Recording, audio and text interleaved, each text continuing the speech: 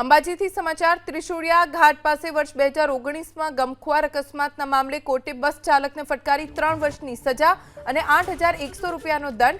બેદરકારીથી બસ ચલાવવાના આરોપમાં driver દોષિત ચાલક સાબિત થયો।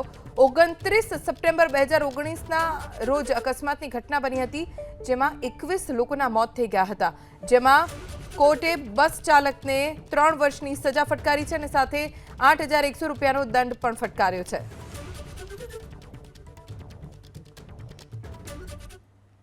અમદાવાદ અને ગાંધીનગરમાં ઘરફોડ ચોરીની ઘટના સતત વધી રહી છે। ચીખલીકર ગેંગની ધરપકડ કરવામાં આવી। પોલીસે 4 આરોપીની ધરપકડ કરી ચોરીના 7 ગુનાનો ભેદ ઉકેલ્યો। આરોપીઓ ઘાટલોડિયા, રાણી, સાબરમતી, ચાંદખેડા વિસ્તારમાં ઘરફોડ ગુનાને અંજામ આપતા।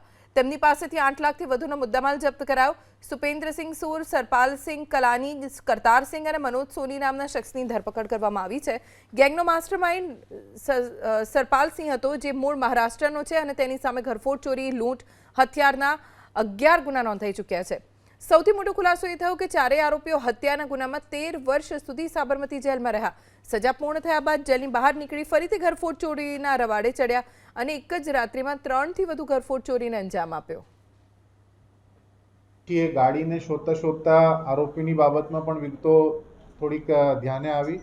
ગાડી કબજે કરવામાં આવી ને એ ગાડી કબજે કર્યા પછી એમાંથી એક આરોપીની ધરપકડ થઈ। એ આરોપીની પૂછપરછ દરમિયાન બાકીના જે 3 આરોપીઓ એટલે ટોટલ 4 આરોપીઓની એમાં વિગતો બહાર આવી છે।